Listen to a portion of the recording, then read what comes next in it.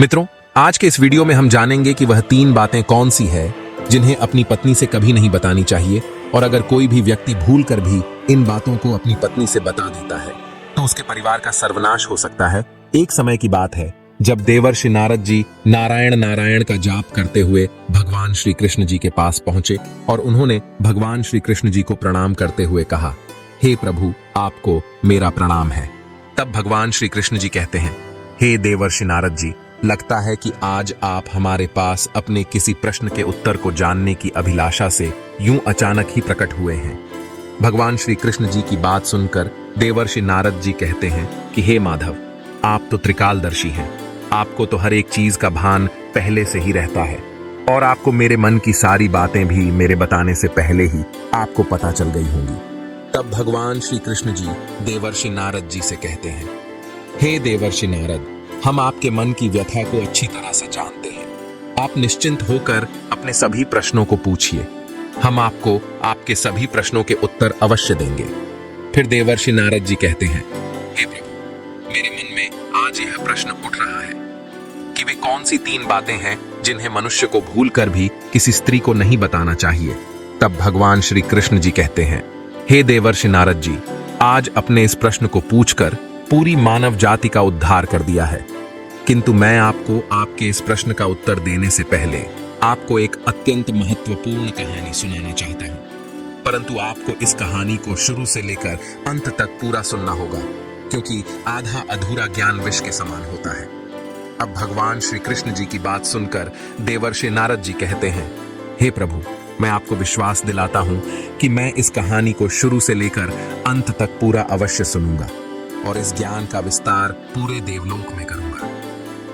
मित्रों, भगवान श्री कृष्ण जी देवर्षि नारद जी से कहते हैं, हे देवर्षि नारद जी, किसी नगर में एक किसान रहता था। वह बहुत ही मेहनती था। वह दिन रात कड़ी मेहनत करके अपने परिवार का पालन पोषण कर रहा था। इतनी कड़ी मेहनत करने के बाद भी वह किसान बहुत ही गरीब था और गरीब होने की वजह से वह किसान बहुत परेशान रहता था। वह कभी कभी बहुत मेहनत करने के बाद भी अपने परिवार के लिए उपयुक्त भोजन तक कमा नहीं पाता था, जिससे अब वह किसान बहुत ही दुखी रहने लगा था। उसे पता नहीं चल पा रहा था कि उसने ऐसा कौन सा पाप कर दिया है जिसकी वजह से उसे गरीब से छुटकारा नहीं मिल पा रहा है। अब ऐसा करते करते ऐसे ही कई वर्ष बीत जाते हैं, लेकिन एक दिन वह किसान अपने किसी कार्य के लिए कहीं जा रहा था। तब उसने देखा कि कई स्त्रियों और पुरुषों का समूह उसकी ओर चला आ रहा है और वे सभी किसी बात को लेकर बहुत प्रसन्न लग रहे हैं। तब जैसे ही वे सभी स्त्री और पुरुष उस किसान के पास से गुजरने लगते हैं, तभी यह दृश्य देखकर वह किसान आश्चर्यचकित हो जाता है और अपने मन में सोचने लगता है कि यह सभी स्त्री और पुरुषों का समूह इतना प्रसन्न होकर कहां जा रहा है। वह किसान अभी इतना सोच ही रहा था कि तभी उसने अपनी ओर आते हुए एक युवक से पूछा कि इतने सारे स्त्री और पुरुष कहां जा रहे हैं और यह सभी इतने प्रसन्न क्यों हैं। तब वह व्यक्ति उस किसान से कहता है कि भाई, यह सभी स्त्री और पुरुष एक तपस्वी महात्मा जी के पास जा रहे हैं। सुना है, वे महात्मा बहुत बड़े ज्ञान हैं। वे सभी मनुष्यों के जीवन में घटित सभी घटनाओं को अपनी दिव्य दृष्टि में देख लेते हैं और उन सभी की समस्याओं का निवारण भी बताते हैं। इतना कहकर वह व्यक्ति वहां से चला जाता है।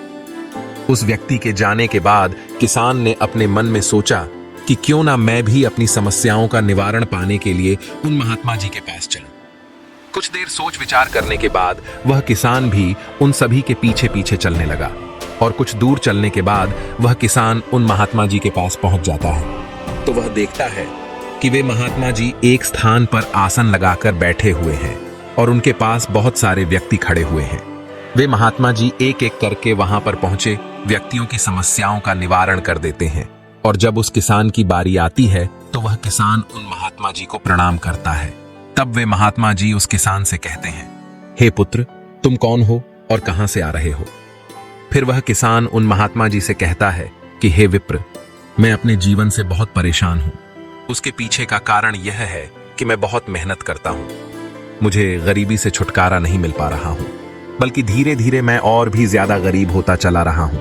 उस किसान की यह सब बात सुनकर वे महात्मा जी अपनी दिव्य दृष्टि से उस किसान के जीवन में घटित सभी घटनाओं को देख लेते हैं और वे महात्मा जी उस किसान से कहते हैं, हे पुत्र, मुझे अच्छी तरह से पता चल चुका है कि तुम बहुत ही कठिन परिश्रम करने के बाद भी अपने परिवार का पालन पोषण ठीक तरह से क्यों नहीं कर पा रहे हो।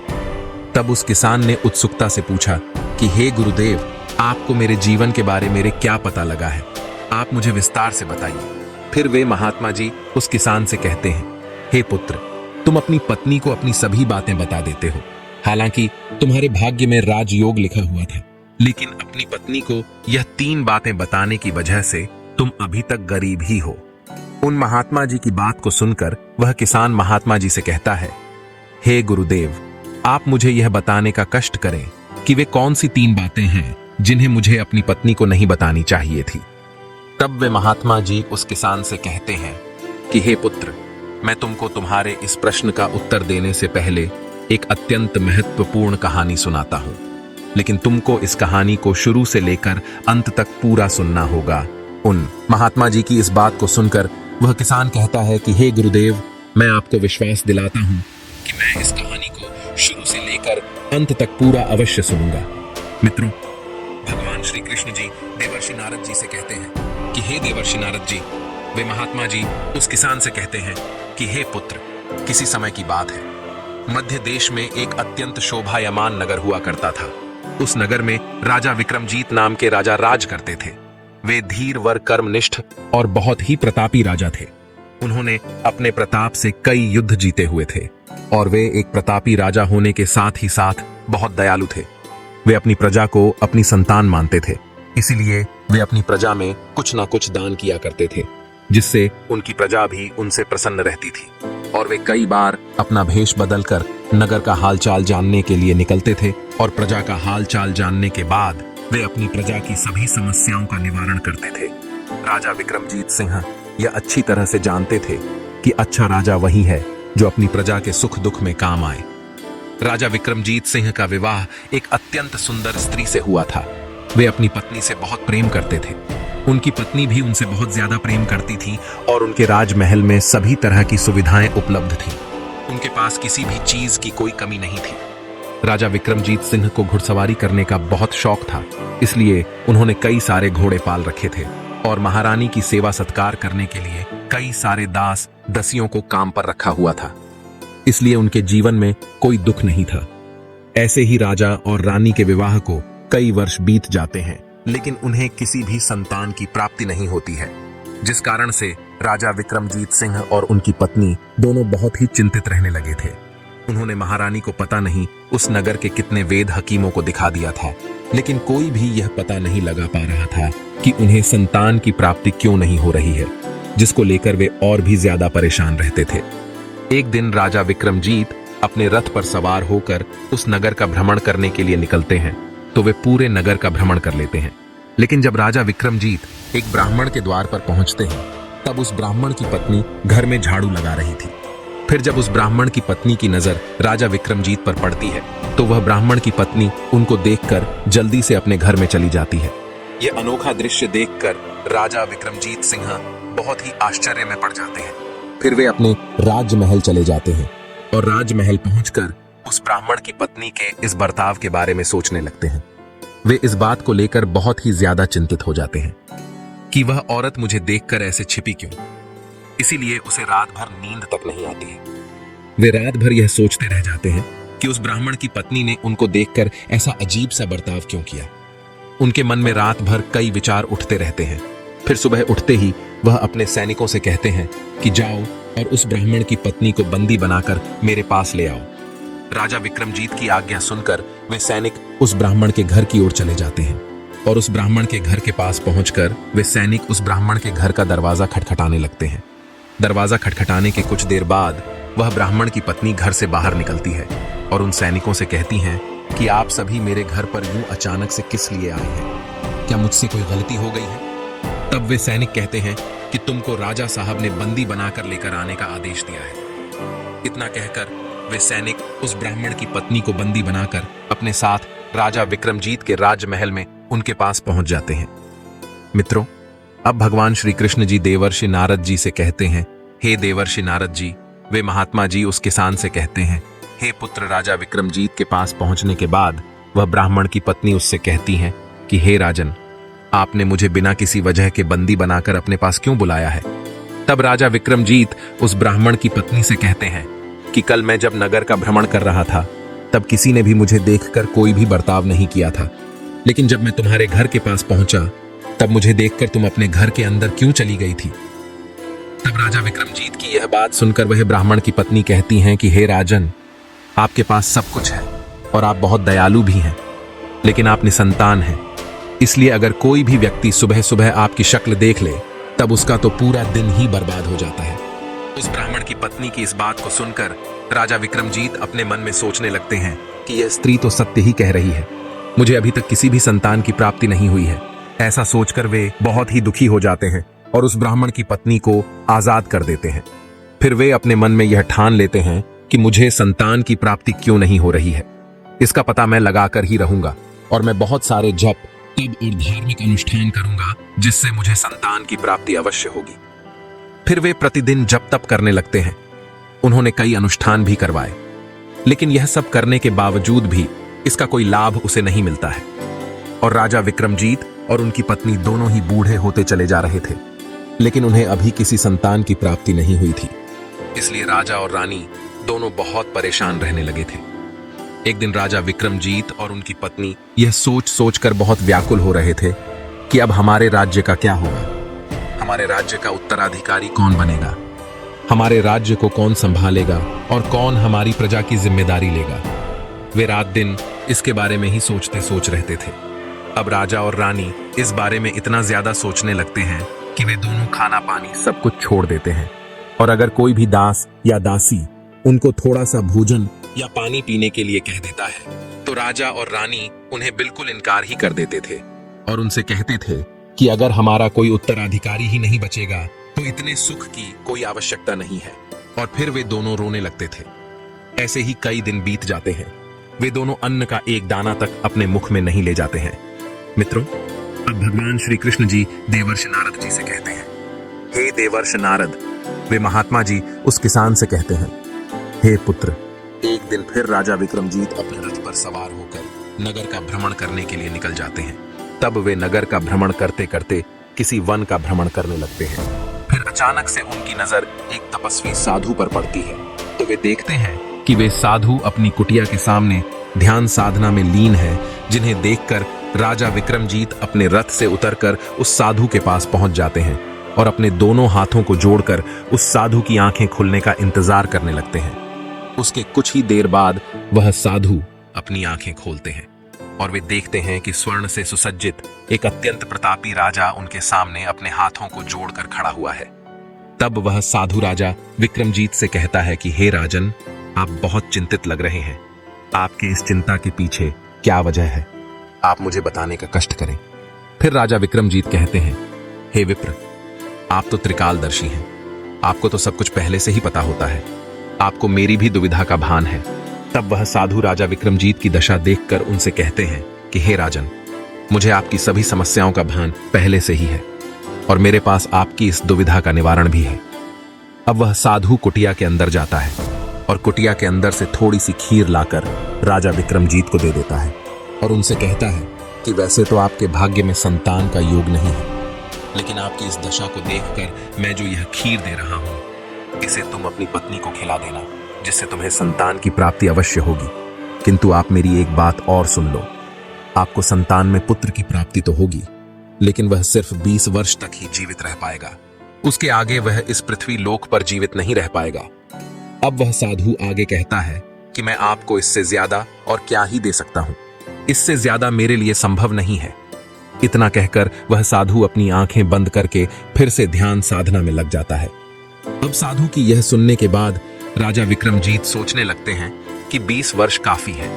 उतने समय में मैं अपने पुत्र को अपनी तरह धीर वीर योद्धा बनाऊंगा, उसकी बड़े जी जान से सेवा करूंगा, उसे बहुत प्रेम और दुलार करूंगा और उसकी सभी इच्छाओं को पलक झपकते ही पूरा कर दूंगा, जिससे मेरे मन की मरी हुई इतने वर्षों की इच्छा जीवित हो जाएगी। इतना सोचकर राजा विक्रमजीत फिर से अपने रथ पर सवार होकर अपने राजमहल पहुंच जाते हैं और रानी को उस साधु द्वारा बताई गई सभी बातों का वृतांत सुना देते हैं, जिसको सुनकर रानी बड़े ही आश्चर्य में पड़ जाती है। फिर राजा विक्रमजीत रानी को उस साधु द्वारा दी हुई खीर दे देते हैं और उनसे कहते हैं कि हे प्रिय, उस साधु ने तुमको यह खीर खाने के लिए दी है। राजा विक्रमजीत की बात सुनकर रानी कहने लगी कि हे नाथ, हम दोनों ने पता नहीं कितने दान धर्म किए हैं, कई वर्षों तक अनुष्ठान किए हैं, लेकिन हमें कोई भी फल नहीं मिला है, और अब आप कह रहे हैं कि इस खीर को खाने से हमें संतान की प्राप्ति होगी।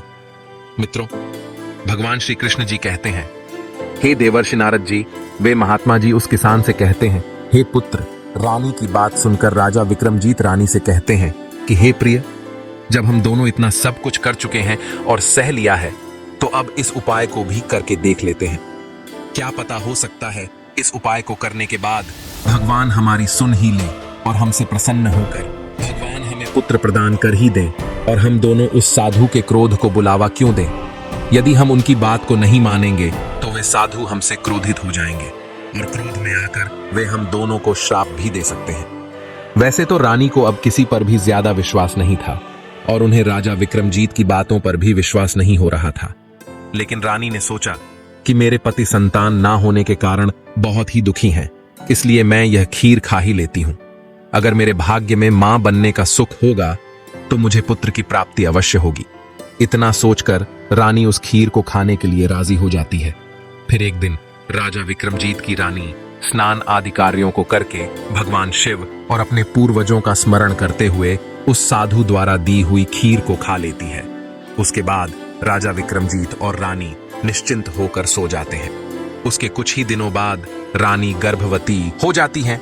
रानी को गर्भवती देखकर राजा विक्रमजीत बहुत ही प्रसन्न हो जाते हैं और रानी से कहते हैं कि देखो, भगवान ने हमें संतान का सुख दे दिया है। तब रानी कहती है कि हे नाथ, आप सच कह रहे थे। उस तपस्वी साधु के द्वारा भगवान की कृपा हमारे ऊपर बरस पड़ी है। फिर राजा विक्रमजीत और उनकी रानी दोनों ही बहुत खुशियां मनाते हैं। पूरे नगर में मिष्ठान आदि वितरित करते हैं और राजा विक्रमजीत रानी की सेवा करने के लिए और भी कई सारी दासियां को रखते हैं। उनकी सुरक्षा के लिए कई नए सैनिकों को नियुक्त करते हैं और रानी की जरूरत की सभी वस्तुओं को महल में उनके कहने से पहले ही उपलब्ध करवा देते हैं। धीरे धीरे समय बीतता चला जाता है और जब महारानी को गर्भ धारण किए हुए 9 महीने हो जाते हैं, तब महारानी को अचानक से एक दिन बहुत ही तीव्र पीड़ा होती है। उस दिन महारानी उस पीड़ा को सहन नहीं कर पा रही थी, लेकिन किसी तरह से वे उस पीड़ा को सहन कर लेती हैं और फिर वह महारानी एक बहुत ही सुंदर से पुत्र को जन्म देती है। महारानी का वह पुत्र बहुत ही तेजवान था। उसके मुखमंडल पर वह तेज स्पष्ट रूप से दिखाई दे रहा था और उसे देखकर कोई भी उस पर मुग्ध हो सकता था। राजा विक्रमजीत अपने पुत्र को देखकर बहुत ही ज्यादा प्रसन्न थे और उनकी खुशी का कोई ठिकाना नहीं था। राजा विक्रमजीत ने बड़े धूमधाम से अपने पुत्र का नामकरण करवाया और नामकरण संस्कार के लिए एक मंदिर में विशाल प्रीतिभोज रखवाया। पूरी रात प्रीतिभोज का भंडारा चला और उत्सव मनाया गया। राजा विक्रमजीत ने अपने पुत्र का नाम जितेंद्र प्रताप रखा। मित्रों, भगवान श्री कृष्ण जी देवर्षि नारद जी से कहते हैं, हे देवर्षि नारद जी। वे महात्मा जी उस किसान से कहते हैं, हे पुत्र, राजा विक्रमजीत ने अपने पुत्र जितेंद्र प्रताप की कुंडली देखने के लिए उस नगर के सबसे विद्वान पंडित को बुला रखा था।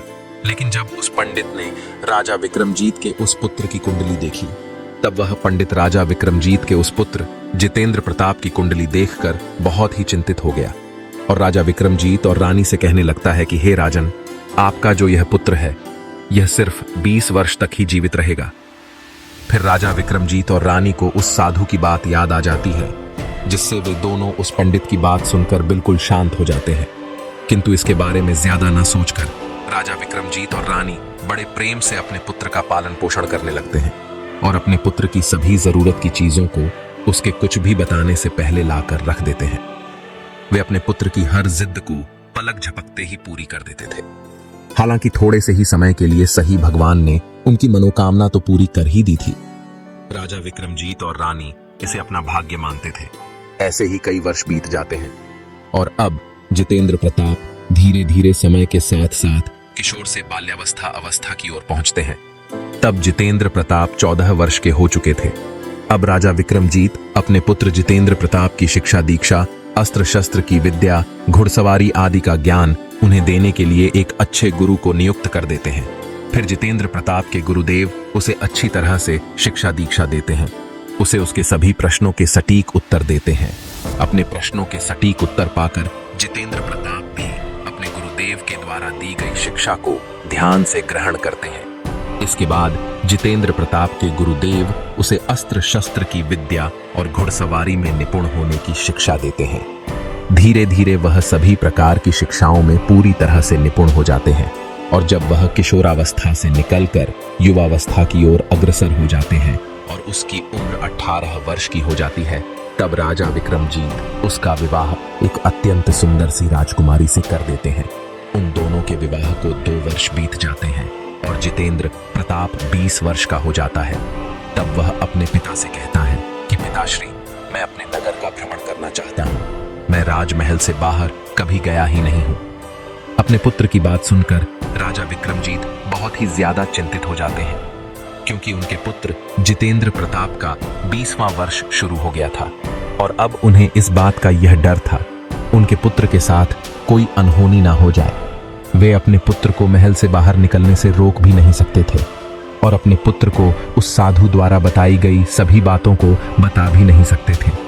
वे बहुत बड़ी दुविधा में पड़ गए थे, लेकिन उन्होंने अपने हृदय को कठोर करते हुए अपने मुखमंडल पर प्रसन्नता जताते हुए अपने पुत्र से कहते हैं कि हाँ जरूर पुत्र, तुम्हें अपने नगर का भ्रमण करने का पूरा अधिकार है और तुम्हें अपने पूरे नगर का भ्रमण करके सब कुछ देखना आवश्यक है। कहाँ क्या है यह सब जानना तुम्हारे लिए बहुत ही जरूरी है, क्योंकि आगे चलकर तुम्हें ही इस नगर का राजा बनना है। लेकिन पुत्र, तुम सिर्फ मेरी एक बात का ध्यान रखना कि तुम कहाँ जा रहे हो, क्या कर रहे हो। यह बात अपनी पत्नी को कभी नहीं बताना। पिता की बात सुनकर उसका पुत्र उनसे कहता है कि ठीक है पिताश्री, मैं आपकी बातों को ध्यान में रखूंगा। एक दिन जितेंद्र प्रताप अपनी पत्नी से दिन भर हंसी भरी कई बातें करता है, उत्सव मनाता है और जैसे ही रात के 12 बजते हैं वैसे ही जितेंद्र प्रताप अपने बिस्तर से उठकर महल के बाहर चला जाता है। फिर सुबह होने से पहले ही वह अपने महल में वापस पहुंच जाता है और आते ही अपने बिस्तर पर लेट जाता था। ऐसे ही कई दिन बीत जाते हैं और कई दिनों तक यह सब चलता रहता है। मित्रों, भगवान श्री कृष्ण जी कहते हैं, हे देवर्ष नारद जी, वे महात्मा जी उस किसान से कहते हैं कि हे पुत्र, अब राजा का पुत्र जितेंद्र प्रताप का 20वां वर्ष समाप्त होने में कुछ ही दिन शेष बचे हुए थे। एक दिन की बात है, जब जितेंद्र प्रताप 12 बजते ही महल से बाहर निकल जाता है, तब कुछ देर के बाद जितेंद्र प्रताप की पत्नी की नींद अचानक से खुल जाती है। तो उसकी पत्नी देखती है कि जितेंद्र प्रताप अपने बिस्तर पर नहीं है। यह देखकर उसकी पत्नी बहुत आश्चर्य में पड़ जाती है और अपने पति को पूरे महल में ढूंढती है, लेकिन उसका पति उसे महल में कहीं पर भी नजर नहीं आता है।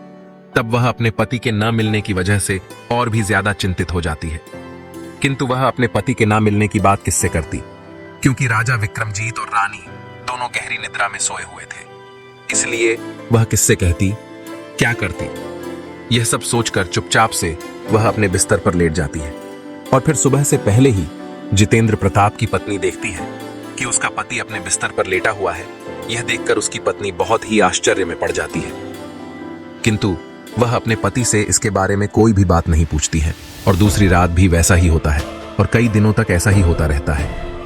जितेंद्र प्रताप की पत्नी अपने पति के इस व्यवहार को लेकर बहुत ही ज्यादा चिंतित रहती थी और अब वह बहुत उदास रहने लगी थी। जितेंद्र प्रताप की पत्नी के मन में यह प्रश्न उठते रहते थे कि उसका पति रात को कहाँ जाता है, क्या करता है, किससे मिलता है। क्या मेरा पति किसी पराई स्त्री के साथ संबंध बनाने के लिए इतनी रात को मैं महल से बाहर निकलता है। इसी तरह के कई प्रश्न उसके मन में उठते रहते थे, किंतु वह जितेंद्र प्रताप से पूछने में बहुत डरती थी। वह अपने पति के सामने ज्यादा कुछ बोल ही नहीं पाती थी और यह सोचते हुए अपने पति से नहीं पूछती थी कि अगर मेरे पूछने पर उन्हें गुस्सा आ जाएगा और कहीं क्रोध में आकर वे कुछ कर बैठते हैं तो अपने सास ससुर को क्या जवाब दूंगी, और अगर मैं इस बारे में अपने सास ससुर से पूछती हूं तो उनके कुल की मर्यादा बीच में आ जाती है। इसलिए मैं इस बात को अपने सास ससुर से क्यों पूछूं। इस तरह से वह मन ही मन अपने आप को कोसती रहती थी और अब उसकी हालत बहुत ही खराब हो गई थी, क्योंकि उसने कई दिनों से खाना पानी सब कुछ छोड़ रखा था, जिस वजह से वह एकदम दुबली पतली और बहुत कमजोर हो गई थी। एक दिन रानी परेशान बैठी थी, तभी उनके पास उनकी एक दासी आ जाती है और उनसे कहती हैं कि हे रानी साहिबा, मैं आपको कई दिनों से देख रही हूँ, आप किसी बात को लेकर बहुत चिंतित हैं। और आपने कई दिनों से खाना पानी भी छोड़ दिया है, जिस कारण से आप बहुत ही दुबली पतली हो गई हैं। कृपया आप मुझे अपनी परेशानी को बताइए। क्या पता मेरे पास ही आपकी परेशानी का हल हो और एक स्त्री ही दूसरी स्त्री के काम आती है, उसके दुखों को समझ सकती है। उस दासी की बात सुनकर रानी उसकी बात से बहुत प्रभावित होती है और फिर रानी उस दासी से कहती है, बहन मैं क्या बताऊं, राजा साहब दिन में तो सही से रहते हैं, सभी के साथ हंसी मजाक किया करते हैं, किंतु रात्रि होते ही जब राजमहल में सभी गहरी निद्रा में सोए होते हैं, तब राजा साहब अपने बिस्तर से उठकर ठीक 12 बजे राजमहल से बाहर निकल जाते हैं। और आश्चर्य की बात तो यह है कि वे सुबह होने से पहले से अपने बिस्तर पर आकर लेट जाते हैं और वे पता नहीं कहां जाते हैं, किससे मिलते हैं, क्या वह अपनी किसी प्रेमिका से मिलते हैं। यह सब सोचकर मैं दिन रात चिंतित रहती हूं और इस कारण से मैंने खाना पानी सब कुछ छोड़ दिया है और इसीलिए मेरी यह दशा हुई है।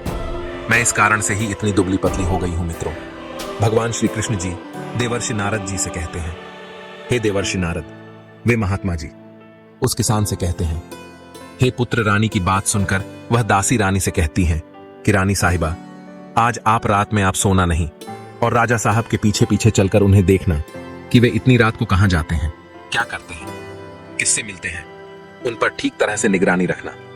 तब रानी उस दासी से कहती है कि बहन, अगर मुझे नींद आ गई तो मैं क्या करूंगी। फिर वह दासी रानी से कहती है कि हे रानी साहिबा, नींद ना आने के लिए आप एक उपाय कर सकती हैं।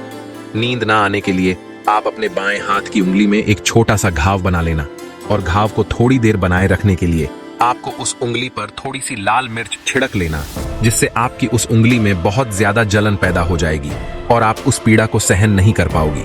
फिर आपकी उंगली में जलन पैदा होने के कारण आपको रात भर नींद नहीं आएगी। तब रानी अपनी उस दासी के कहे अनुसार अपनी बाएं हाथ की उंगली में एक छोटा सा घाव बना लेती है और उस उंगली में थोड़ा सा लाल मिर्च भी छिड़क देती है, जिससे उसको रात भर नींद नहीं आती है। लेकिन जब रात के 12 बजने वाले ही होते हैं, उसी समय रानी साहिब को नींद आ जाती है और वे गहरी निद्रा में सो जाती हैं। किंतु जब सुबह उनकी नींद खुलती है तो वह दासी रानी के लिए थोड़ा सा भोजन लेकर आती है और रानी के पास पहुंचकर बहुत ही धीमी आवाज में कहती है कि क्या हुआ रानी साहिबा, क्या आप देख पाई कि राजा साहब इतनी रात में कहां जाते हैं, किससे मिलते हैं। तब रानी निराश होते हुए उस दासी से कहती हैं कि बहन, जिस समय मैंने अपने बाएं हाथ की उंगली में घाव बनाया था और उसमें थोड़ी सी लाल मिर्च छिड़क दी थी, उसके बाद मुझे बहुत जलन हो रही थी, जिसकी वजह से मुझे कुछ समय तक नींद नहीं आई। लेकिन जैसे ही मेरे हाथ की उंगली की जलन कुछ देर बाद शांत हुई, तब उसके बाद मुझे गहरी नींद आ गई, जिससे मुझे यह पता ही नहीं चल पाया कि राजा साहब कब अपने बिस्तर से उठकर कब महल से बाहर निकल गए। मुझे इसके बारे में कुछ भी नहीं पता है। रानी की बात सुनकर उसकी दासी कहने लगती है कि रानी साहिबा, कोई बात नहीं, आज आप फिर से अपने बाएं हाथ की उंगली में थोड़ा सा घाव बना लेना और उसके बाद उस उंगली में ज्यादा मात्रा में लाल मिर्च छिड़क लेना। तब रानी सब कुछ वैसा ही करती है, लेकिन वह केवल अपने पति को बिस्तर से उठकर महल से बाहर निकलने के समय उनकी नींद खुल जाती है, किंतु वे अपने पति के पीछे नहीं जा सकी, क्योंकि उस समय उनकी आंखें बंद हो गई थी और उन्हें गहरी नींद आ चुकी थी। दूसरे दिन जब वह दासी रानी से फिर से राजा विक्रमजीत के रात में महल से बाहर निकलने का रहस्य पूछने लगती है, तो रानी बहुत जोर जोर से विलाप करने लगती है और विलाप करते हुए ही अपनी उस दासी से कहने लगती हैं कि बहन, आज भी मैं उनकी पहरेदारी ठीक प्रकार से नहीं कर पाई हूं। इतना कहकर रानी फिर से विलाप करने लगती है। फिर उसकी वह दासी रानी से कहती है, रानी साहिबा, सब कुछ ठीक हो जाएगा, आप यूं विलाप ना करें, आपका यूं विलाप करना शोभा नहीं देता है। वह दासी आगे कहती है कि रानी साहिबा, आज रात आप अपने बाएं हाथ की उंगली में और भी बड़ा घाव कर लेना और उस उंगली पर पहले से ज्यादा लाल मिर्च के साथ नमक भी छिड़क लेना, जिससे आपको रात में बिल्कुल भी नींद नहीं आएगी, किंतु आपको ऐसा करने पर बहुत पीड़ा सहन करनी होगी। तब रानी कहती हैं कि मैं इस बात का पता लगाने के लिए कैसी भी पीड़ा सहन कर सकती हूँ। मुझे सिर्फ इस बात का पता लगाना है कि राजा साहब इतनी रात को कहां जाते हैं और किससे मिलते हैं। रानी की बात सुनकर वह दासी कहती हैं कि ठीक है, लेकिन रानी साहिबा, आपको एक और काम करना होगा। जब राजा साहब अपने बिस्तर से उठकर महल से बाहर निकलने लगे, तो आपको उनका रास्ता रोककर उनके सामने खड़ी हो जाना है। मित्रों, भगवान श्री कृष्ण जी कहते हैं, हे देवर्षि नारद जी, वे महात्मा जी उस किसान से कहते हैं, हे पुत्र रानी, उस दासी द्वारा बताई गई बातों को ध्यान से सुनती है और रात्रि होते ही वह एक बार फिर से अपने बाएं हाथ की उंगली में पहले से और भी बड़ा घाव कर लेती है और उंगली पर पहले से थोड़ा ज्यादा लाल मिर्च और नमक छिड़क लेती है, जिससे उन्हें पहले से और भी ज्यादा जलन होने लगती है और अब जलन के कारण उसे बिल्कुल भी नींद नहीं आ रही थी। फिर जैसे ही रात के 12 बजते हैं तब वे देखती हैं कि उनका पति अपने बिस्तर से उठकर महल से निकलने जा रहा था। तभी उस दासी के बताए अनुसार जल्दी से अपने बिस्तर से उठकर राजा साहब को रोककर उनके सामने खड़ी हो जाती है और राजा साहब से कहती हैं कि आप इतनी रात को इस तरह से कहां जा रहे हैं और आप किससे मिलने जा रहे हैं? आप मुझे सब कुछ बताएं, बिना इस महल से बाहर कहीं नहीं जा सकते। रानी बहुत जिद करने लगती है कि आखिर मुझे भी आपके बारे में सब कुछ जानने का पूरा हक है। रानी को इस प्रकार से जिद में देखकर जितेंद्र प्रताप ने अपनी पत्नी को समझाने की बहुत कोशिश की और रानी से कहते हैं कि हे प्रिय, देखो, अगर मैंने तुमको यह पूरी बात बता दी तो मैं तुम्हें दोबारा कभी भी नहीं मिल पाऊंगा। तब रानी अपने पति से कहती हैं कि कोई बात नहीं है, आप मुझे मिल पाएं या नहीं, लेकिन आप मुझे यह पहले बताने का कष्ट करें कि आप रात के समय महल से बाहर कहां जाते हैं और किससे मिलते हैं। जितेंद्र प्रताप अपनी पत्नी की जिद के सामने बिल्कुल असहाय हो गया था और अब पत्नी के आगे उसकी एक नहीं चल रही थी। ठीक उसी समय जितेंद्र प्रताप का 20वां वर्ष शुरू होने वाला था। तब वह कुछ सोचने लगता है और अपने हाथों में कुछ चावल लेकर उन चावलों को अभिमंत्रित करने के बाद अपनी पत्नी को देते हुए कहता है कि देखो, तुम इस चावलों के दानों को अपनी दोनों मुट्ठी में पकड़ लो और मेरे कहने के अनुसार दाएं हाथ में पकड़े हुए चावल के दानों को मेरे ऊपर फेंक देना, जिससे तुम्हें यह पता चल जाएगा कि मैं कौन हूं, और फिर बाद में बाएं हाथ में पकड़े चावल के दानों को मेरे ऊपर फेंक देना, जिससे मैं पहले जैसा हूं वैसा ही तुम्हें मिल जाऊंगा। लेकिन इतना याद रखना कि अगर तुम बाएं में पकड़े हुए चावल के दानों को मेरे ऊपर फेंकना भूल जाती हो तब मैं तुम्हें नहीं मिल पाऊंगा। तब रानी बड़े आत्मविश्वास के साथ अपने दाएं हाथ में पकड़े चावल के दानों को जितेंद्र प्रताप के ऊपर फेंक देती है। फिर रानी जैसे ही दाएं हाथ में पकड़े हुए चावल के दान को अपने पति के ऊपर फेंक देती है तो जितेंद्र प्रताप एक घोड़े में परिवर्तित हो जाता है और उस घोड़े की लंबी गर्दन, उसके लंबे लंबे बालों को देखकर रानी बहुत ही डर जाती है। फिर वह बहुत तेजी से दौड़ने लगता है। रानी अपने पति पर बाएं हाथ के चावल के दानों को फेंकना भूल जाती है और उनकी आंखों के सामने वह घोड़े के रूप में परिवर्तित राजा विक्रमजीत का पुत्र हिनहिनाकर महल से बाहर निकल जाता है और दोबारा वापस नहीं आता है। अब रानी को बहुत पश्चाताप हो रहा था और वह स्वयं को कोसने लगी थी, लेकिन अब स्वयं को कोसने पर बिल्कुल भी फायदा नहीं होने वाला था, क्योंकि जितेंद्र प्रताप अब वापस नहीं आने वाला था। और जब सवेरा होता है तो यह पूरी बात महाराजा और महारानी को पता चलती है। तो इस बात को सुनकर उन्हें बहुत दुख होता है। वे दोनों अपने पुत्र के दुख में बिस्तर पकड़ लेते हैं और बेसब्री से अपने पुत्र के लौटकर आने की राह देखने लगते हैं कि उनका पुत्र एक दिन वापस अवश्य आएगा। इसके बारे में वे प्रतिदिन सोचते रहते थे। इसी तरह से 2 वर्ष बीत जाते हैं, लेकिन अभी तक जितेंद्र प्रताप के बारे में किसी प्रकार की जानकारी नहीं प्राप्त हुई थी। जितेंद्र प्रताप को ढूंढने के लिए राजा विक्रमजीत उस नगर के घरों घरों में अपने सैनिकों को भेजते हैं, लेकिन उन्हें उससे भी कोई सफलता हासिल नहीं होती है। इधर रानी अपने मन में सोचती रही कि मेरी ही जिद के कारण मेरा पति गायब हो गया है।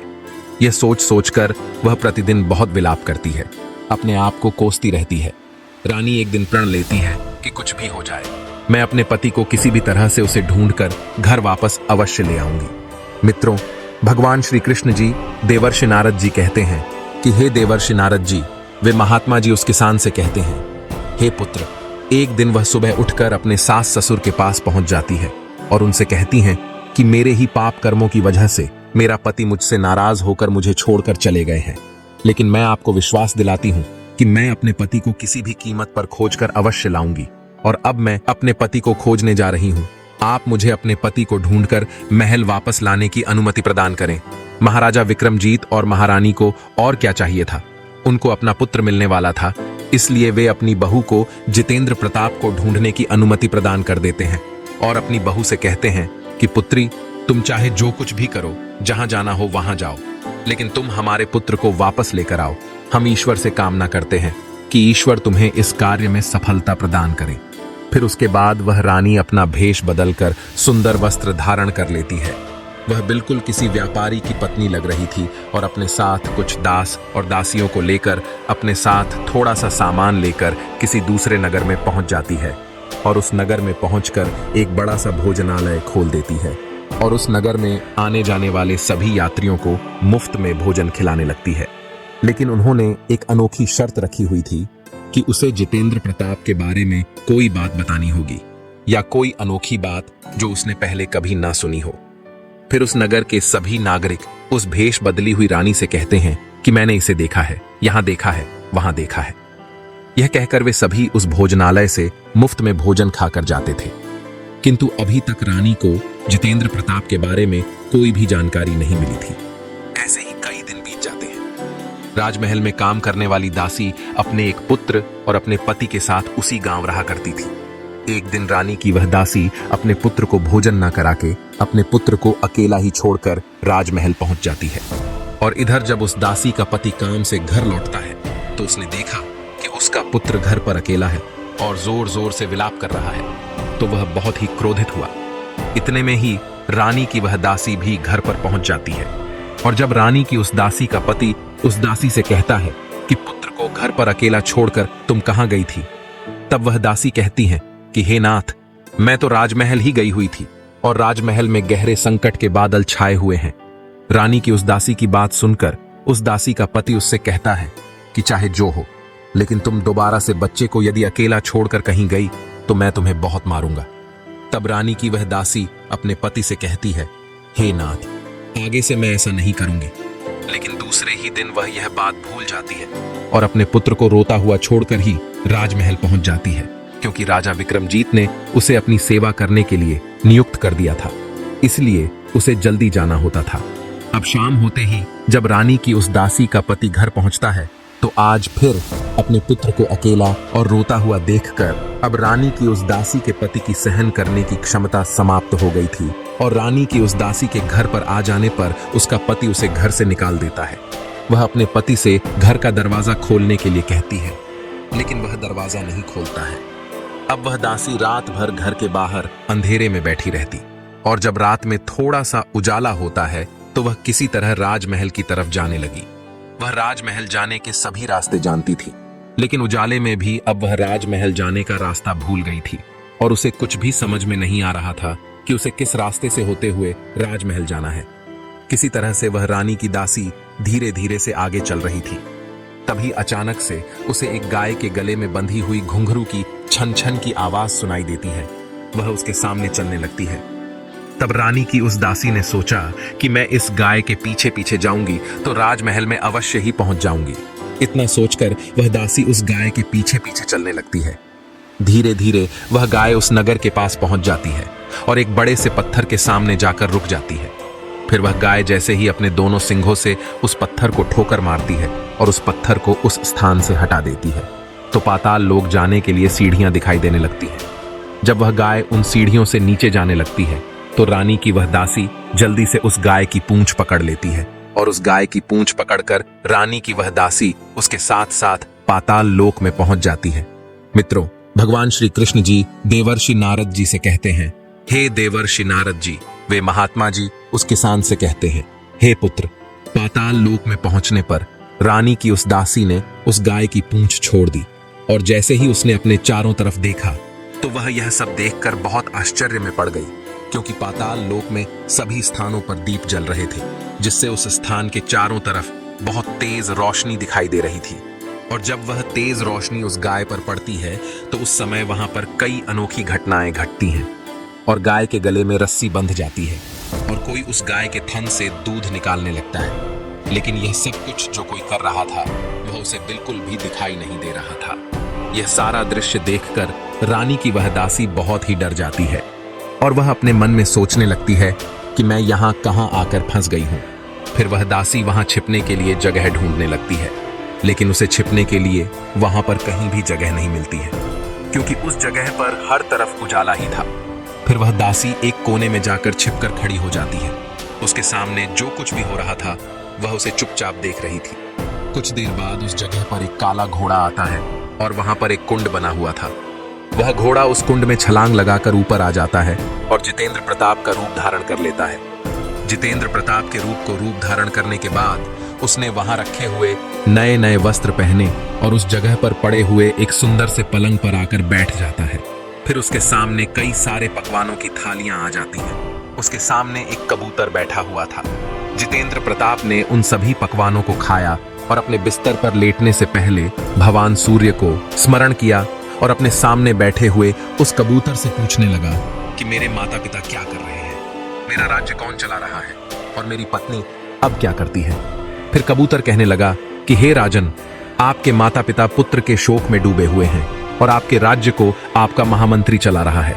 आपकी पत्नी ने दूसरे नगर में एक बड़ा सा भोजनालय खोल रखा है और वह उस नगर में आने जाने वाले सभी यात्रियों से अनोखी घटनाओं के बारे में पूछती रहती है।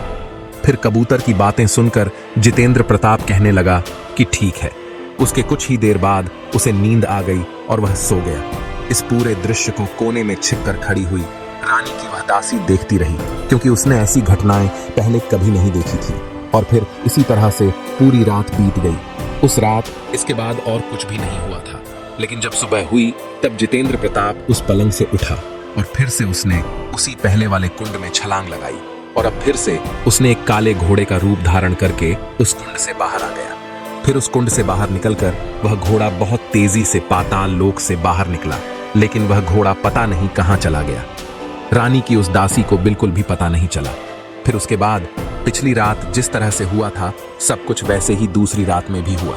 लेकिन जब वह गाय तेजी से ऊपर जाने लगी तो उस गाय को ऊपर जाते हुए देखकर रानी की वह दासी सोचने लगी कि अब मेरा इस गाय के साथ इस जगह से ऊपर चले जाने में ही सबसे बड़ी समझदारी है, नहीं तो मेरे ऊपर कोई ना कोई मुसीबत आ जाएगी।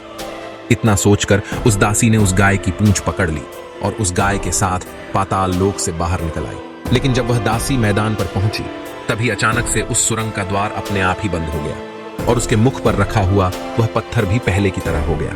फिर वह गाय पाताल लोक से ऊपर आकर एक वन में चली गई और उधर वह दासी प्रसन्न होकर पाताल लोक में घटित सभी घटनाओं को बताने के लिए व्याकुल होने लगती है।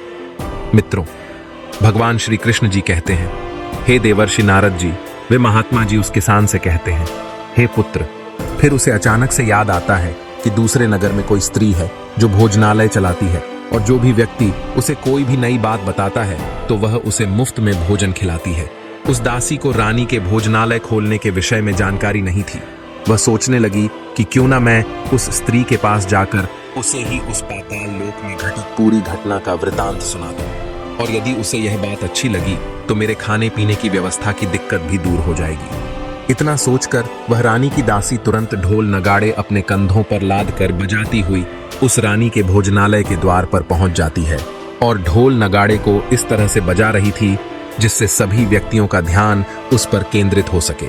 और जब ढोल नगाड़ों की आवाज उस भोजनालय की मालकिन यानी कि छोटी रानी सुनती है तो वे बहुत ही ज्यादा प्रसन्न हो जाती हैं और प्रसन्नता से अपने मन में सोचने लगती हैं कि शायद कोई मुझे बताने के लिए कोई बड़ी बात लेकर आया है। फिर रानी अपने सैनिकों को आदेश देते हुए कहती है कि जाओ और यह जो ढोल नगाड़े जो बजा रहा है उसे बड़े सम्मान के साथ मेरे पास ले आओ। रानी का आदेश पाकर वे सैनिक दौड़ते हुए ढोल नगाड़े बजाने वाले के पास पहुंच जाते हैं तो वे देखते हैं कि एक सुंदर सी स्त्री अपने कंधों पर ढोल लाद कर बजा रही है। तब उन सैनिकों ने उस दासी से पूछा कि क्या हुआ, तुम इस तरह से ढोल क्यों बजा रही हो? फिर वह दासी कहने लगी कि कुछ नहीं, यहाँ मुफ्त में भोजन मिलता है, इसलिए मैं यहाँ आई हूँ और मैं आपको नई बात भी बताना चाहती हूँ। उस दासी की बात सुनकर वे सैनिक उसे भोजनालय के अंदर ले जाते और उसके सामने एक बड़ी सी थाली रख देते हैं। उसमें अनेक प्रकार के व्यंजन परोस देते हैं। वह जल्दी जल्दी से भोजन करने लगती है क्योंकि उसने कई दिनों से थोड़ा सा भी भोजन नहीं करा था। और जब वह दासी भोजन कर लेती है तो रानी के वे सैनिक उसे नई साड़ी पहनने के लिए दे देते हैं। फिर उस दासी को रानी के पास ले जाते हैं। उसको एक बार में ही देखकर रानी और वह दासी दोनों देखकर तुरंत ही एक दूसरे को पहचान लेते हैं। और फिर रानी उस दासी से कहने लगती है, तुम यहाँ क्या कर रही हो? क्या तुम ही ढोल नगाड़े बजा रही थी? और तुमने क्या नई बात देखी है? रानी की बात सुनकर वह दासी रानी से कहती हैं कि हे रानी साहिबा, मैं ही ढोल नगाड़े बजा रही थी और मैंने राजा जितेंद्र प्रताप को देखा है। फिर वह दासी पाताल लोक में घटित सभी घटनाओं को बता देती है। तब रानी कहने लगी कि बहन, मुझे उस जगह पर जाना है, मुझे उस जगह ले चलो। फिर उस दासी ने रानी को जवाब देते हुए कहा कि हे रानी साहिबा, वह पाताल लोक एक श्राप है और यदि किसी ने आपको वहां जाते हुए देख लिया तो आपके प्राण भी जा सकते हैं। लेकिन रानी उस दासी की एक भी बात नहीं सुनती है और अब वह बहुत जिद करने लगती है। इसीलिए बाद में वह दासी उसकी बात मान लेती है और रानी से कहने लगती है कि ठीक है, मैं आपको वहां अवश्य लेकर चलती हूँ, लेकिन आज मैं उस जगह पर नहीं चलेंगे, कल चलेंगे। अब फिर दूसरे दिन रानी को शाम होने का इंतजार था और जब शाम हुई तब रानी और वह दासी उसी जगह पर गई। फिर से उस गाय ने पत्थर पर सींग मारी और पत्थर हट गया तो सुरंग का रास्ता खुल गया। फिर रानी उस दासी से कहती है कि आगे का सब कुछ मैं खुद देख लूंगी और रानी उस गाय की पूंछ पकड़कर पाताल लोक पहुंच जाती है। वहां पहुंचकर रानी एक कोने में छिपकर खड़ी हो जाती है। फिर रानी के सामने भी वहीं सारी घटनाएं घटित होती हैं। उस गाय का दूध कोई अदृश्य व्यक्ति निकालने लगता है। फिर काला घोड़ा वहां आकर कुंड में छलांग लगाता है और जितेंद्र प्रताप के रूप में कुंड से बाहर निकलता है। फिर उसके सामने कई तरह के पकवान बनाकर आ जाते हैं। वह उस भोजन को खाने लगता है और बगल में पड़े हुए पलंग पर बैठ जाता है, लेकिन सोने से पहले सूर्यदेव का आशीर्वाद लेता है। उस पलंग पर बैठकर उस सामने बैठे हुए कबूतर से पूछने लगता है कि मेरे माता पिता इस समय क्या कर रहे हैं। लेकिन कबूतर ने कोई जवाब नहीं दिया, बल्कि उदास हो गया। कबूतर को उदास देखकर जितेंद्र प्रताप को कुछ अनहोनी का संदेह हुआ। उसने एक बार फिर से यही प्रश्न पूछा, लेकिन कबूतर ने इस बार भी उसे कोई जवाब नहीं दिया। फिर जितेंद्र प्रताप कुछ सोचते हुए ही बिस्तर पर लेट जाता है। मित्रों, भगवान श्री कृष्ण जी कहते हैं, हे देवर्षि नारद जी, वे महात्मा जी उस किसान से कहते हैं, हे पुत्र, अपने पति की यह दशा देखकर अब रानी का संयम टूट जाता है और वह दौड़कर अपने पति के पास जाकर उसके पैर पकड़ने के लिए आगे बढ़ने लगी। तब जितेंद्र प्रताप तुरंत ही अपनी पत्नी को पहचान लेता है और अपने पैर पीछे करते हुए बहुत जोर जोर से चिल्लाने लगता है कि मुझे मत छूना, नहीं तो अनर्थ हो जाएगा। फिर रानी जितेंद्र प्रताप के सामने अपने दोनों हाथ जोड़कर उससे अपनी गलती की माफी मांगने लगती है और कहती हैं कि हे नाथ, मुझसे बहुत बड़ी भूल हो गई थी। मुझे आपसे कुछ नहीं पूछना चाहिए था कि आप रात में कहां जाते हैं। मैं अपनी भूल को स्वीकार करती हूं और मुझे मेरी भूल की सजा भी मिल चुकी है। अब आप मेरे साथ महल चलिए। आपके वियोग में आपके माता पिता ने बिस्तर पकड़ लिया है। वे बहुत ही दुबले पतले हो गए हैं और आपकी प्रजा भी संकट में है। तब जितेंद्र प्रताप कहने लगा कि तुम एक बार तो गलती कर बैठी हो, किंतु दोबारा गलती मत करना, नहीं तो मैं अदृश्य हो जाऊंगा। यह सुनकर रानी जोर जोर से जमीन पर सर पटकने लगती है और बहुत विलाप करने लगती। रानी की यह दशा देखकर राजा जितेंद्र प्रताप के मन में रानी के प्रति दया आ जाती है। तब वह रानी से कहता है कि यदि तुम मुझे पाना चाहती हो तो तुम्हें एक कार्य करना पड़ेगा। वैसे यह कार्य बहुत ही जटिल है और यह कार्य तुम्हें अकेले ही करना पड़ेगा। तब रानी ने बड़े आत्मविश्वास से अपने पति से कहा कि मैं आपको पाने के लिए कितना भी जटिल कार्य करना पड़े, मैं अवश्य कर लूंगी। तब राजा जितेंद्र प्रताप ने कहा कि इस पाताल लोक से ऊपर जो घना वन है, उस वन के बीच में एक पीपल का वृक्ष है। उसके आसपास पड़े कूड़े कचरे को तुम्हें अपने हाथों से साफ करना है और उस पीपल के वृक्ष को साफ करके उसके ऊपर कुमकुम लगाकर दूध दही से बने चावल का भोग लगाना है। राजा आगे कहता है कि यह पूरा कार्य तुम्हें दोपहर के 12 बजे से पहले करना है और 12 बजते ही तुम्हें उसी पीपल के वृक्ष के नीचे बैठकर भगवान सूर्यदेव के मंत्र का जाप करना है। उसी समय वहां पर भगवान सूर्यदेव का रथ पृथ्वी लोक पर उतरेगा। तो यह सारा दृश्य देखकर जब वे प्रसन्न हो जाएंगे और कहेंगे कि जिसने भी यह सारा कार्य किया है उससे मैं बहुत प्रसन्न हूं, वह कहे मांगो जो कुछ भी वरदान चाहते हो। तब तुम उनके सामने आकर खड़ी हो जाना और उनको प्रणाम करती हुई उनके रथ का दाहिना घोड़ा मांग लेना, जिससे मैं तुम्हें पुनः मिल जाऊंगा। इतना कहकर जितेंद्र प्रताप अपने उस पलंग पर सो जाता है। फिर रानी सुबह होने का इंतजार करने लगती है और जैसे ही सुबह होती है, रानी उस गाय की पूंछ पकड़कर पाताल लोक से बाहर आ जाती है।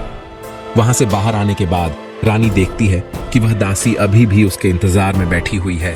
तो रानी उसे धन्यवाद देती है और उससे कहती है कि बहन, मैं आगे जाऊंगी, तुम वापस भोजनालय चली जाओ। फिर रानी जितेंद्र प्रताप के कहे अनुसार उस वन के अंदर चली जाती है और उस पीपल के वृक्ष के पास पहुंचकर उसके नीचे अच्छी तरह से साफ सफाई करती है। उसके नीचे धूप दीप अगरबत्ती दूध दही सब कुछ चढ़ा देती है और भगवान सूर्यदेव का स्मरण करते हुए 12 बजाने का इंतजार करने लगती है। फिर जैसे ही दोपहर के 12 बजते हैं, तब भगवान सूर्यदेव उस पीपल के वृक्ष के नीचे अपने रथ से उतर जाते हैं और उस पीपल के वृक्ष के नीचे इतनी साफ सफाई सुगंधित वातावरण देखकर वे बहुत ही प्रसन्न हो जाते हैं और कहने लगते हैं कि जिसने भी यह कार्य किया है मैं उसे उसका मनचाहा वरदान देना चाहता हूँ। वह मांगे जो कुछ भी उसे चाहिए मैं उसे अवश्य दूंगा। मित्रों, भगवान श्री कृष्ण जी देवर्षि नारद जी से कहते हैं, हे देवर्षि नारद जी, वे महात्मा जी उस किसान से कहते हैं, हे पुत्र। जब रानी ने इन शब्दों को सुना तो वह तेजी से दौड़ती हुई भगवान सूर्यदेव के सामने आकर खड़ी हो गई और उन्हें प्रणाम करते हुए कहने लगी, हे भगवान सूर्यदेव, मैं ही हूं जिसने यह सारा कार्य किया है और मुझे वरदान में आपके रथ का दाहिना घोड़ा चाहिए। तब भगवान सूर्यदेव बोले कि नहीं नहीं पुत्री, मैं तुम्हें यह घोड़ा नहीं दे सकता। तुम बाकी के 12 घोड़ों में किसी भी घोड़े को मांग लो, लेकिन दाहिने घोड़े को मत मांगो। मैं तुम्हें वह घोड़ा नहीं दे सकता हूं। लेकिन रानी भगवान सूर्यदेव की एक बात नहीं मानती है और उनसे दाहिना घोड़ा मांगने की जिद करने लगी थी और उनके पैरों को पकड़कर कहने लगी कि बिना दाहिना घोड़ा दिए मैं आपको यहां से जाने नहीं दूंगी। अब भगवान सूर्यदेव बहुत बड़े धर्म संकट में पड़ गए थे क्योंकि उन्होंने रानी को वचन दे दिया था। अब वे अपने वचन को गलत साबित नहीं होने दे सकते थे। फिर अपनी हार स्वीकार करते हुए उन्होंने कहा कि ठीक है, मैं तुम्हें यह घोड़ा तो दे रहा हूं, लेकिन तुमको मैं बता दूं कि यह घोड़ा तुमको यहां नहीं मिलेगा, बल्कि उसी पाताल लोक से लाना पड़ेगा। इतना कहकर भगवान सूर्यदेव अपने रथ पर सवार होकर अपने मार्ग की ओर प्रस्थान कर देते हैं। और इधर जब रानी उस वन से बाहर आकर उसी स्थान पर पहुंच जाती है और शाम होते ही रानी उस गाय की पूंछ पकड़कर पाताल लोक में पहुंच जाती है और फिर वहीं पहले की तरह सारी घटनाएं घटने लगती हैं। फिर जितेंद्र प्रताप उस पलंग पर बैठ जाता है और हमेशा की तरह सोने से पहले अपने सामने बैठे हुए कबूतर से पूछने लगता है कि मेरे माता पिता क्या कर रहे हैं। तब उस कबूतर ने जवाब देते हुए कहा कि आपके माता पिता आपके शोक में मरणासन्न अवस्था में पहुंच गए हैं। यह सुनकर उसके आंखों से आंसुओं की धारा बहने लगती है। फिर जितेंद्र प्रताप उस कबूतर से पूछने लगता है कि मेरे राज्य को कौन चला रहा है। तब उस कबूतर ने कहा कि आपके राज्य को आपका महामंत्री चलाता है और वह आपके राज्य का सब कुछ हड़प चुका है। वह आपकी प्रजा पर बहुत अत्याचार भी करता है। यह सुनकर जितेंद्र प्रताप को बहुत गुस्सा आ जाता है और गुस्से में आकर ही उस कबूतर से पूछने लगते हैं कि मेरी पत्नी कहाँ है और क्या कर रही है। तब वह कबूतर कुछ नहीं बोलता है, लेकिन अब अपने पति की यह दशा देखकर रानी का संयम जवाब दे देता है और वह दौड़कर अपने पति के गले लग जाती है। तब जितेंद्र प्रताप रानी से कहता है कि हे प्रिय, अब मैं तुमको मिल चुका हूं और मैं अब कभी भी घोड़ा नहीं बनूंगा। तुमने मुझे पाने के लिए इतने सारे कष्ट उठाए हैं, इसीलिए भगवान सूर्यदेव ने मुझे सदा के लिए घोड़े की योनि से मुक्त कर दिया है। उसके कुछ देर के बाद सुबह हो गई। गाय की रस्सी टूट गई और गाय पृथ्वी लोक पर जाने लगी। रानी और राजा जितेंद्र प्रताप उस गाय की पूंछ पकड़कर ऊपर आ जाते हैं। ऊपर आने पर वे दोनों सीधे भोजनालय में पहुंच जाते हैं। भोजनालय का सारा सामान वहां के लोगों में बांट देते हैं और वापस अपने नगर आ जाते हैं। जितेंद्र प्रताप को वापस आता हुआ देखकर महामंत्री बहुत ही भयभीत हो जाता है। फिर राजमहल पहुंचकर उस कपटी महामंत्री को बंदी बनाकर कारागार में कैद कर दिया जाता है और राज्य का कार्यभार राजा जितेंद्र प्रताप सिंह अपने हाथों में ले लेता है। और इसके बाद वह अपने माता पिता से मिलने के लिए उनके कक्ष में प्रवेश करता है तो वह उनकी दशा देखकर बहुत दुखी हो जाता है। उसके माता पिता मरणासन्न अवस्था में पहुंच गए थे, लेकिन अपने पुत्र को देखकर उन दोनों की आंखों से आंसुओं की धारा बहने लगती है और विलाप करते हुए उसे अपने पुत्र को गले से लगाकर बड़े प्यार से सहलाने लगते हैं। इसके बाद उसके माता पिता की सेहत में बहुत सुधार आ जाता है और वे दोनों अपने पुत्र को आशीर्वाद देते हैं और जितेंद्र प्रताप के मिलने की खबर पूरे नगर में फैल जाती है। यह सुनकर उस नगर के सभी व्यक्ति बहुत खुश हो जाते हैं। तब वह जितेंद्र प्रताप उस नगर के सभी व्यक्ति को दर्शन देकर उन सभी से कहने लगता है कि मैं वादा करता हूं कि आज से उन्हें किसी भी प्रकार का दुख नहीं पहुंचेगा। इतना कहकर वह जितेंद्र प्रताप अपने सिंहासन पर विराजमान हो जाता है और एक अच्छा राजा बनकर अपने राज्य को चलाने लगता है। अब जितेंद्र प्रताप अपनी पत्नी और अपने माता पिता के साथ सुखपूर्वक से अपने जीवन का निर्वाह करने लगता है और उस दासी को अपने राजमहल का आधा हिस्सा दे देती है। फिर रानी उसका भी विवाह करा देती है, जिससे उसका भी जीवन सुखपूर्वक से बीतने लगता है। मित्रों, भगवान श्री कृष्ण जी देवर्षि नारद जी से कहते हैं, हे देवर्षि नारद जी, वे महात्मा जी उस किसान से कहते हैं, हे पुत्र, मैं अब तुमको बता देता हूं कि अपनी पत्नी को किन 3 बातों को नहीं बताना चाहिए। इसे ध्यान से सुनना। पहली बात, अपने पत्नी को परिवार के बारे में ज्यादा नहीं बताना चाहिए। दूसरी बात, अपनी गुप्त बातों को कभी भी अपनी पत्नी को नहीं बताना चाहिए, क्योंकि स्त्रियों के पेट में कोई भी बात नहीं बचती है। तीसरी बात, जिस बात को बताने पर आपके प्राण जाने की आशंका हो, तो उस बात को बताने पर आपके माता पिता को कष्ट हो, तो ऐसी बातों को कभी भी अपनी पत्नी को नहीं बताना चाहिए। मित्रों, भगवान श्री कृष्ण जी कहते हैं, हे देवर्षि नारद जी, अब तो आपको आपके सभी प्रश्नों के उत्तर मिल ही गए होंगे। तब देवर्षि नारद जी कहते हैं, हे प्रभु, आज आपने मुझे बहुत ही महत्वपूर्ण ज्ञान दिया है। मैं आपको विश्वास दिलाता हूं कि मैं इस ज्ञान का विस्तार समस्त ब्रह्मांड में अवश्य करूंगा। मित्रों, आपको यह कहानी पसंद आई हो तो वीडियो को एक लाइक अवश्य करें, और ऐसी ही ज्ञानवर्धक कहानियों के लिए आप सभी लोग हमारे चैनल को भी सब्सक्राइब अवश्य करें, और साथ ही साथ कमेंट बॉक्स में राधे राधे लिखना ना भूलें। जितना हो सके इस वीडियो को शेयर भी अवश्य करें। मित्रों, वीडियो को यहाँ तक देखने के लिए आप सभी लोगों का दिल से धन्यवाद।